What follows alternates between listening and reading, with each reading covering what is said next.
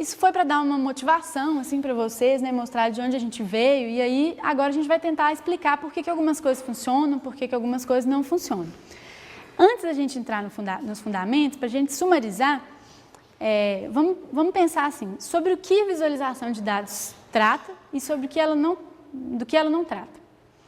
Então, a gente fala que as visualizações de dados, elas são representações visuais de um conjunto de dados e elas são interativas, né? E isso é o que nos interessa aqui na computação. Mas que tipo de dados? Porque existe uma confusão muito grande entre vários termos, por exemplo, visualização científica, visualização de dados, visualização de informação. Visualização científica, ela trata de dados, em geral, dados físicos. Por exemplo, eu tenho um experimento físico que determina, dado um conjunto de moléculas, uma substância, onde estão os átomos dela, por exemplo, por ressonância nuclear magnética. Você consegue obter, por difração de raio-x no cristal, as posições dos átomos, as ligações químicas entre eles, você consegue obter isso, né, fisicamente. Então, quando você constrói esse modelo de uma molécula, isso é uma representação física dos dados. Então, você tem que ter um compromisso com a posição x, y, z, as coordenadas, né, as distâncias entre os átomos. Isso é uma informação física. Na visualização de dados, que a gente chama de visualização de informação ou visualização de dados, a gente está trabalhando com isso de forma mais abstrata. Eu tenho um conjunto de dados e eu quero representá-los como eu quiser, de forma que facilite para o usuário entender o que está acontecendo ali, padrões interessantes. Então, eu posso escolher representar um filme, por exemplo, como uma bolinha, um quadrado, uma linha, um ponto, né? O que não acontece na visualização científica. Eu já quero visualizar o que está acontecendo, uma superfície, né, um átomo. Eu não posso representar um átomo como uma estrelinha, né? Não posso mudar as distâncias deles porque fica mais interessante, né? Então, a visualização de dados ou visualização de informação trata desse tipo de problema. Então, agora a gente vai falar de alguns fundamentos, assim. Muitos artigos, muitos livros interessantes que falam sobre esses fundamentos, eles falam de tipos de visualizações tradicionais, tipo gráfico de linha, gráfico de barra, gráfico de pizza. Então, quando a gente olha esse exemplo aqui, tem uma série de defeitos que a gente pode identificar aqui, que eu não vou ter tempo da gente ficar trabalhando isso, mas alguém tem ideia de alguma coisa ali que não está legal? O que mais? Ordenar. Aqui está falando. O que você falou da escala? Está um pouco poluído, né? Podia ter representado de forma mais compacta. Tem um monte de coisa ali. Ali, esse título aqui está muito estranho, né? A gente acha que é quantidade de vendas, mas assim, está meio estranho. Eu não tenho informação nenhuma sobre a data. As cores ninguém falou das cores, né? Porque são cores bem contrastantes e todo mundo usa isso, né? Porque você vai plotar um gráfico no Gnuplot, no Excel, ele traz essas cores, né? Não é? Ele arruma cores bem contrastantes e coloca lá. Acho que o padrão do Gnuplot é vermelho, azul e verde. Mas assim, o vermelho mesmo intenso, o azul intenso e o verde intenso. Mas essas cores aqui também não são das mais interessantes, não. Tem uma série de coisas ali. Unidade de medida, ninguém lembrou, né? Mas eu não sei nem qual é a medida disso aqui. Né? É moeda? É quantidade de produtos? Não fala, né?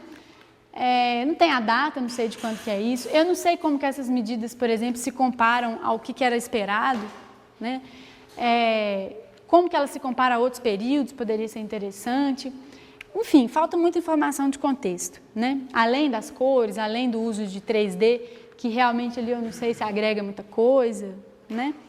Então, existem uma série de trabalhos sobre isso. Por exemplo, quando apresentar os dados usando uma tabela ou quando apresentar usando gráfico.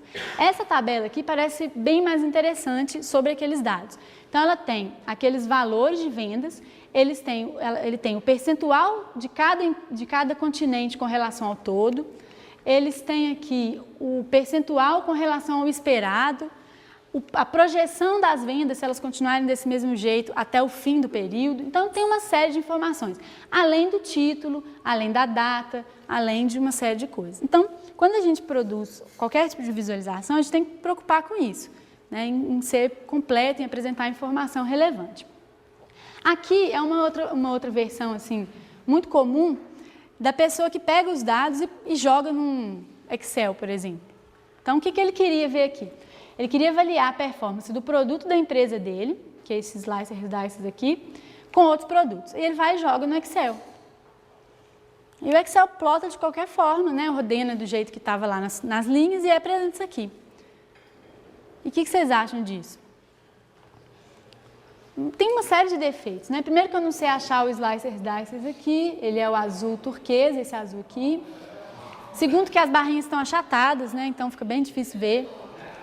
Tem uma série de problemas. Então, para cada situação, a gente tem que pensar e avaliar muito bem, testar várias opções de visualização até escolher a que é mais adequada. Então, por exemplo, se o meu objetivo aqui era ver como o meu produto se compara aos outros, né, tem forma mais interessante de ver isso. Então, uma opção seria essa aqui, que é uma pena que o contraste aqui não está mostrando. O que ele fez? Ele colocou em cada gráfico desse aqui, cada tira dessas aqui, um produto concorrente. Essa linha preta aqui, ó, é o meu produto. Então, eu consigo ver como o meu produto se compara aos outros. E aqui o que não está dando para vocês verem é que tem uma outra linha cinza mostrando a média do outro produto aqui, ao longo dos meses. Então, isso aqui é o que a gente chama de... em inglês a gente chama de affordance, que é mais ou menos assim, o gráfico ele já mostra a que ele veio. Então, quando a pessoa olha isso aqui, é inevitável que ela vai comparar o outro produto com o dela. Mais ou menos isso.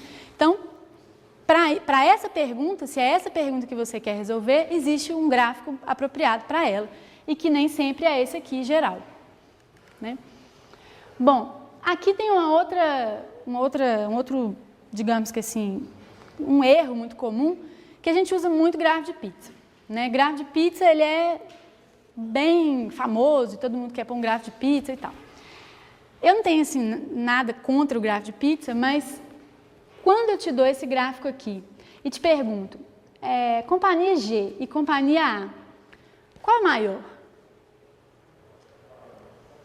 Ordene essas companhias para mim com relação ao market share delas. É bem difícil. E aqui é um relacionamento parte todo. Então, em geral, a pessoa está querendo mostrar isso. Quem é o mais... Assim, eu sei que a maior aqui é a D. Mas e as outras? E a E e a H? Muito difícil. E a terceira dimensão aqui? Ajuda ou atrapalha? Ela não acrescenta nada de útil. Então, tem um princípio de uma pessoa muito famosa dessa área, que é o Tuft, que ele fala que a gente deve minimizar os pixels ou a área que não representa dados e maximizar a área que representa dados. Então, isso quer dizer que terceira dimensão aqui não representa dado algum e ela não é útil. É preferível usar a área do meu gráfico para representar os dados do que para colocar coisa inútil. Por exemplo, uma cor de fundo, vocês vão ver um exemplo aqui de cor de fundo. Então, para representar esse tipo de situação, onde eu quero comparar a minha empresa com várias outras, é muito melhor eu fazer um gráfico de barras ordenado, ele vai me dar uma ideia muito mais precisa dessa pergunta que eu quero responder. Então, assim, nada contra os gráficos de pizza, mas eles, em geral, não são muito úteis. Quando eles ficam legais? Quando a gente põe aqui o valor. Então, por exemplo, empresa C, 10%, empresa B, 1%. Aí eles ficam bem explicativos. Só que aí é como se fosse uma tabela, né? Os dados estão lá escritos, né? Então, às vezes é interessante, ilustra, né, bem, mas assim, usar o gráfico de pizza só para variar, para usar um gráfico diferente, não compensa. Nós vamos falar também depois por que isso não funciona muito bem. Bom, e aí tem uma pergunta muito comum também, muito recorrente, às vezes no artigo a gente está colocando um gráfico e tal, que é quando usar um gráfico e quando usar uma tabela, né? O gráfico é sempre mais legal, porque ele dá uma visão geral dos dados, a tabela é mais difícil, né, de ser processada. Mas em alguns casos justifica usar uma tabela. Por exemplo, quando eu quero saber os valores precisos individualmente. Então, não tem jeito, o gráfico não vai te dar essa informação tão facilmente. Quando eu quero comparar os valores individualmente, então tabela é mais legal. Valores precisos, né? O gráfico também não vai te mostrar que é 22,8. Muito difícil mostrar isso no gráfico. Mas assim, a nossa sorte aqui, quando a gente está desenvolvendo visualizações interativas, é que a gente pode colocar essa informação no gráfico interativo, né? Você pode passar o mouse em cima de um ponto e obter mais detalhes sobre ele, né? Mas, enfim, se você estiver usando uma mídia, assim, um texto, né, um papel, uma coisa impressa, tabela vai ser útil nesse contexto. E em todos os outros, o gráfico é mais interessante, né? Por quê? Porque além deles revelarem os dados, né, eles revelam a forma deles. Aquilo está crescendo, está diminuindo, aquilo oscila, aquilo é estável. Isso está no gráfico, né? Facilmente, na tabela é muito difícil. Então, ele permite a comparação entre séries de valores, né? E mostram como os dados se relacionam, né? Bom, então aqui tem um exemplo, né? São 12 meses e 2 séries temporais aqui, né? Eu tenho aqui quantidade de vendas de voos domésticos e internacionais. Se estivesse na tabela, 2 colunas de 12 valores cada uma, não é uma coisa tão intratável. Mas quando eu olho para a curva, eu vejo algumas coisas. O que eu vejo ali de cara?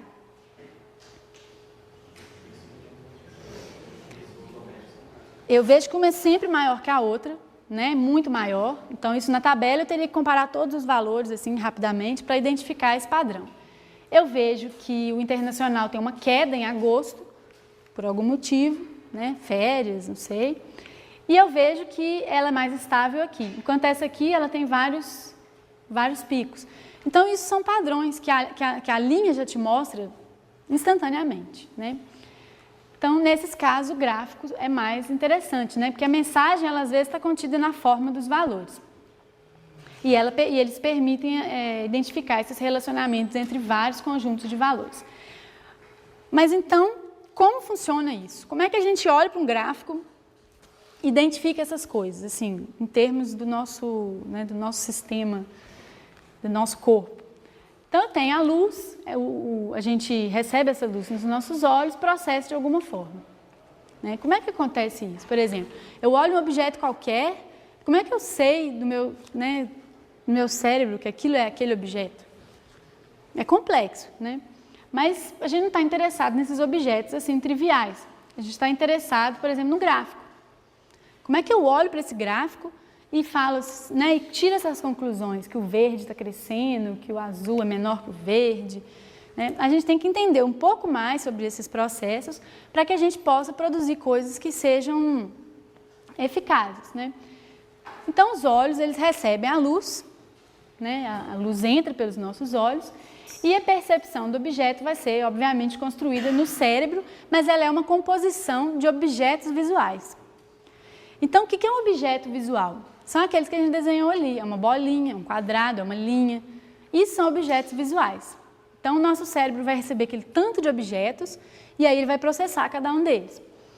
E aí a gente pode perceber a composição de propriedades desse objeto. Então, é a cor, o tamanho, né, se ele se movimenta. A gente percebe um conjunto de propriedades deles individualmente.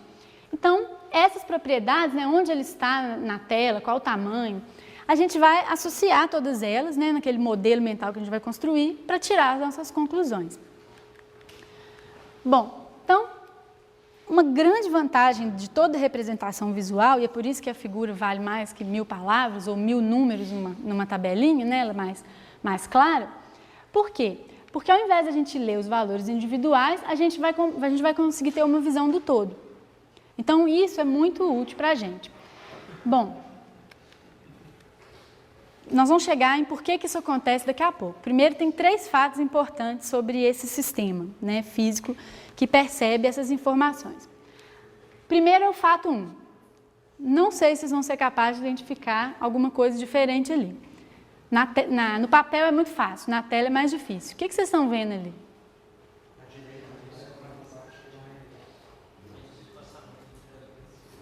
Alguém já viu? Quem viu alguma coisa diferente ali? Muita gente viu. Depois que eu falar, vocês vão ver com certeza. Eu tenho aqui um tipo de esqueci o nome disso, não é uma textura. Eu tenho um conjunto de linhas fininhas ali, na mesma espessura. Vocês observam que a linha mais grossa aqui vai afinando aqui. Só que eu tenho um trecho aqui, ó, um trecho meio oval aqui e aqui, que foi trocado. Então, aqui eu tenho a linha mais grossa no meio de um conjunto de linhas finas. E aqui eu tenho um tracinho fino no meio de um conjunto de tracinhos grossos. Por que a gente vê isso de cara? Foge do padrão. É o fato 1. A gente não presta atenção a tudo que a gente vê, não. A gente presta atenção aos contrastes. Isso é uma coisa da gente. Então, a gente vai até mostrar uns exemplos disso. Se você coloca um gráfico com um monte de barrinhas assim, azul claro, por exemplo, vários tons de azul claro, e coloca uma vermelha, o que vai acontecer? Todo mundo vai olhar e falar, o que é essa vermelha aqui? Azul, tudo bem, a pessoa vai olhar no segundo momento, mas o que tem contraste chama mais atenção. Então, isso tem dois lados, né? Tanto a gente pode usar isso para dar contraste para uma coisa importante, como a gente pode, às vezes, cometer o erro de dar contraste para uma coisa que não é importante. E isso é um problema. Às vezes você quer que o usuário compare os dados, mas você coloca uma das séries, uma cor brilhante, e as outras uma cor pastel. Então, você vai ter efeitos um pouco indesejados aí. Então, a gente tem que usar essas informações que a gente, né, sabe sobre o nosso sistema de percepção para produzir coisas mais eficientes.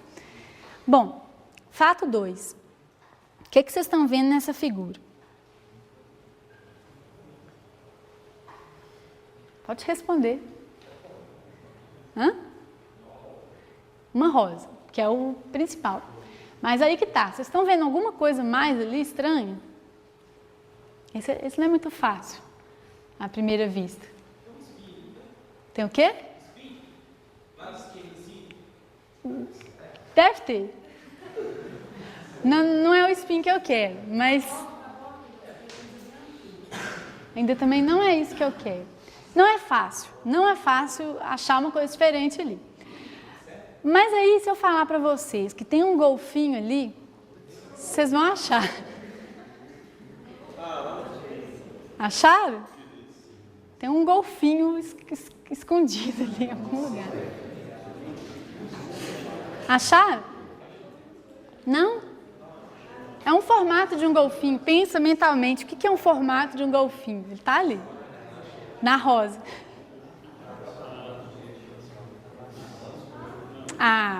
Isso daí, estava procurando uma coisa tão mais interessante, né? Aqui, ó, tem um rabinho do golfinho, ele faz a curva, o bico e tal. É porque o livro onde eu tirei isso aqui tem a rosa e tem o desenho do golfinho, um golfinho bem feio desenhado assim do lado. Então, na hora que você coloca o golfinho, se eu não fiz, né? Mas se eu fizesse um desenho aqui assim, biquinho e tal, assim e tal, ficou lindo. Se eu fizesse esse desenho, vocês iam achar, na mesma hora. Bom, esse aqui vocês vão achar bem fácil. O que tem ali? Esse é muito estranho, né? Tem um rosto ali, muito óbvio. Esse aqui, agora. Tem um rosto aqui também escondido na orelha, né? São aquelas... E esse aqui é muito estranho. Tem a testa de elefante, um pescoço de canguru. Daí de onde vocês estão está muito difícil, mas se fosse no papel, assim, vocês iam ver direitinho. Fizeram uma confusão tão grande ali que fizeram um rosto, assim, com um monte de animais, assim. Esse aqui vai ser difícil para vocês também.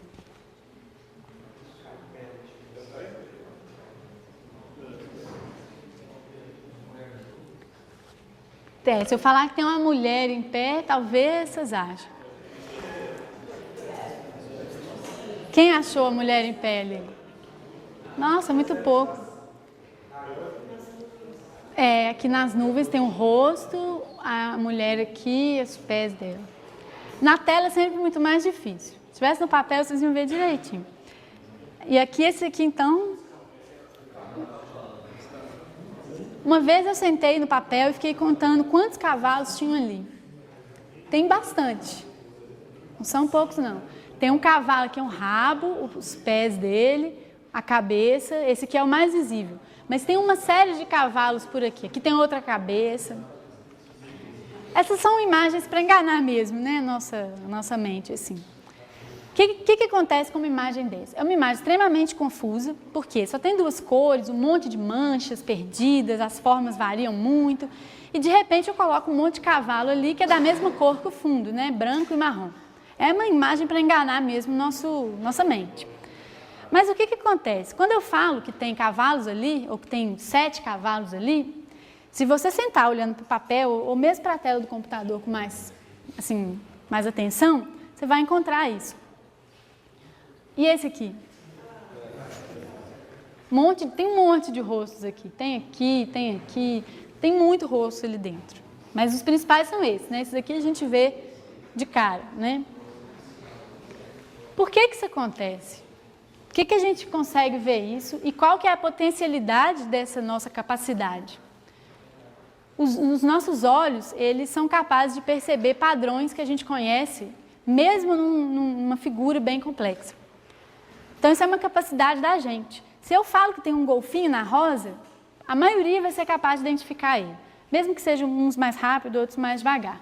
Se eu falo que tem um monte de animais naquele rosto, você vai identificar todos eles. Por quê? Porque você tem um modelo mental do que é o animal e você consegue achar ele naquele fundo, né? Então, isso é uma capacidade extraordinária que a gente tem. Por quê? Porque se a gente estiver bem treinado, a gente consegue achar padrões bem complexos numa visualização bem densa. E eu vou mostrar uns exemplos para vocês. Em alguns casos, a gente tem um conjunto muito grande de dados e é difícil representar esses dados numa tela. Assim, tem vários problemas de pesquisa interessantes, onde a gente não consegue representar na tela uma quantidade enorme de dados. E aí, o que você faz? Você faz uma visualização bem densa e confia nas capacidades do usuário em identificar padrões ali. E a gente tem essas capacidades.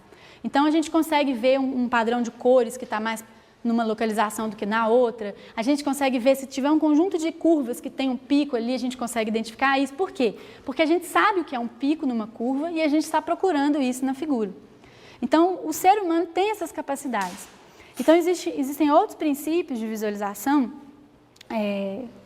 do Tuft também, do mesmo autor que eu falei, que fala o seguinte, que a gente deve, na medida do possível, maximizar a densidade de dados num gráfico, porque o usuário tem capacidade, o ser humano tem capacidade de identificar padrões ali.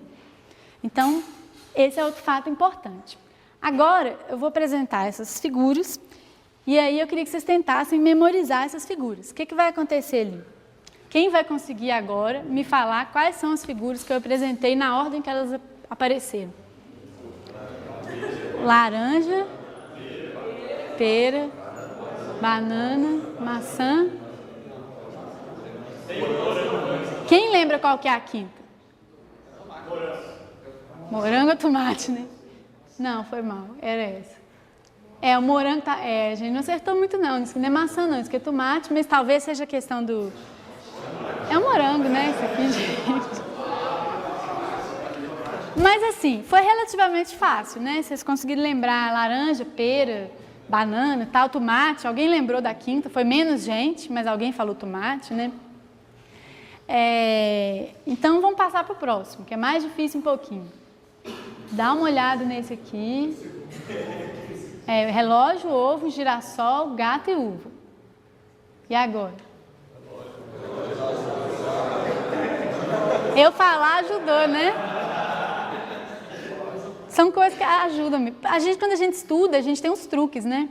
Eu, por exemplo, tinha uma memória visual muito boa. Eu lembrava onde a coisa estava no livro, sabe? Eu lembrava do visual da tabela. Mas tem gente que fica repetindo em voz alta, assim, porque grava, né? A gente tem essas capacidades. Mas e agora? Qual que era? Vocês ainda lembram? Vocês estão bem, hein? E agora? Está dificultando, porque os objetos são mais complexos, né? Chega. E agora? Alguém lembra primeiro? Borboleta, elefante. Você está bem. Outro dia, vamos lá. Outro dia a gente fez uma brincadeira na minha família, que é das frutas. Tinha 24 pessoas numa roda da família assim, cada um falava uma fruta e o próximo tinha que falar as duas. E as três, sabe?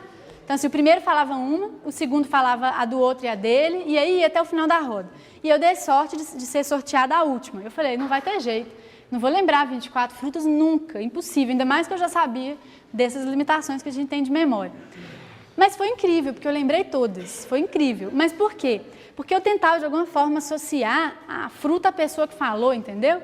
Então, e outra coisa, era repetido 24 vezes, né? Que até chegar em mim, as pessoas repetiram aquilo muitas vezes.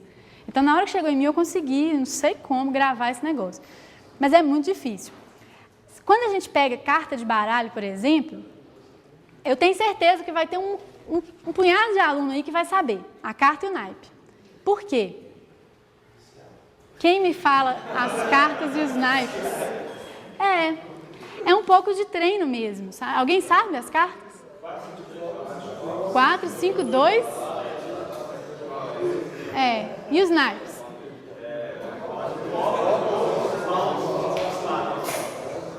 Tá vendo aí? Ele é danado. Mas isso é treino mesmo, sabe? Porque a gente é treinado. Ainda mais o pessoal que joga muito e fica vendo as cartas dos outros, assim. Tem, não é? É treino. Agora, se eu puser esse daqui... vou chegar na lua daqui a pouco, né? Vou chegar em 30 cartas de baralho. Se eu puser essa aqui, eu tenho certeza que vai ser muito difícil. 4, 5... percebeu que as de cima eram iguais, olha você ver. Mas quantas ali você lembrou? Você que é muito bom nisso. Quantas você lembrou? As de cima, 4, 5, 2, 9, os naipes voltam, copas, ouros, paus, espadas.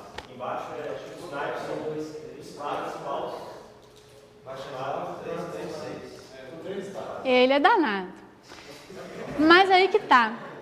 Se eu fizer esse experimento, isso já foi feito, né, com um monte de gente, mas se a gente fizer esse experimento devagarinho, um a um, e for medindo, né, contando quantas pessoas lembraram quantas coisas, a gente vai concluir o seguinte, que é limitado. Essa memória nossa de trabalho, que é a memória, que é essa memória que a gente tem dois tipos de memória, né, de curto prazo e de longo prazo. Curto prazo é essa, assim, bati o olho ali, lembrei das coisas e pensei um pouquinho nelas. A memória de longo prazo é aquela que geralmente a gente usa depois de tirar uma conclusão ou para guardar um fato muito importante, depois que a gente aprende alguma coisa sobre o gráfico. Então, por exemplo, eu vi um gráfico e eu vejo que uma curva é muito maior que a outra, que uma série é muito superior à outra e que ela cresce e a outra decresce. Isso eu guardo na minha memória se for um fato importante. Então, eu pensei isso, li um artigo, olhei que um algoritmo A é muito superior ao algoritmo B e isso vai ficar na minha memória de longo prazo. Mas, quando eu olho uma tabela de dados assim, ou mesmo os dados individuais, valores individuais do gráfico, eu não vou guardar isso na minha memória de longo prazo, vou guardar isso só na memória de trabalho, enquanto eu estou pensando sobre esses dados. Então, a memória é muito importante quando a gente está vendo, quando a gente está analisando uma visualização. Só que ela é muito limitada. Então, tem vários estudos que falam, isso aqui são, vou falar deles depois. Tem vários estudos que falam que a nossa capacidade de memória se restringe a 3 a 5 pedaços de informação. Pedaço de informação, por exemplo, uma figura daquelas que eu mostrei, uma carta de baralho, um naipe. Aí depois nós vamos voltar a falar disso. Quer dizer, é muito crítico, né? A gente tem capacidades extraordinárias de detecção de padrões e coisas muito interessantes, mas a gente não tem memória. Nossa memória é muito curta. Então, isso é crítico. Porque, às vezes a pessoa apresenta lá um monte de dados num gráfico, mas o usuário não consegue guardar. Por exemplo, numa figura dessa.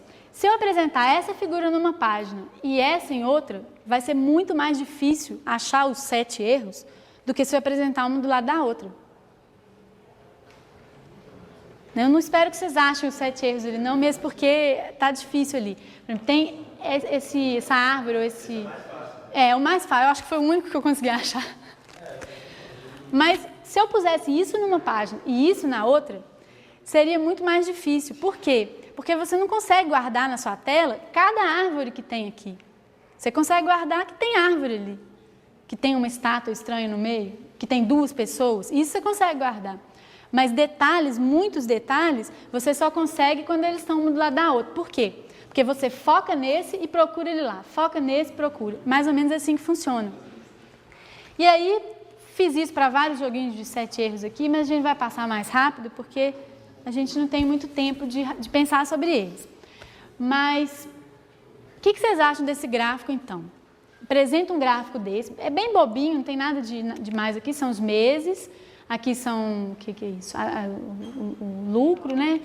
E aqui os tipos de produto, né? Blusa, calça, e aí vai. Quando você olha essa curva azul e quer saber o que é, você vai vir aqui olhar vestido. Aí eu falo, não vou olhar essa segunda aqui. Aí você vai olhar, mas você só consegue guardar umas 3. Quem tem memória muito boa vai guardar umas 5. Então, ele é um pouco trabalhoso. Às vezes é melhor se você puser na linha aqui o nome dela do que pôr na legenda. Então, são detalhezinhos assim que às vezes melhoram muito a legibilidade. Por quê? Porque no tempo que ele olha para cá e para cá, ele já perdeu algumas informações porque ele esqueceu. Eu, pelo menos, esqueço mesmo.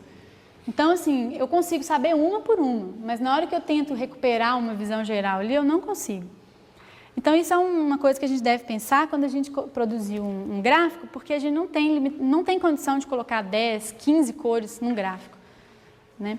Você pode colocar se a sua intenção for que a pessoa explore ele por um período prolongado de tempo e tal, mas tem que tomar cuidado com esse tipo de coisa. Qual a conclusão desses fatos que a gente coloca aqui? Que as visualizações só vão ser efetivas se elas respeitarem alguns princípios. Então, a gente tem que entender como que o usuário percebe as cores, que ele não tem memória infinita, que contraste é muito chamativo para ele, então, como usar o contraste, esse tipo de coisa.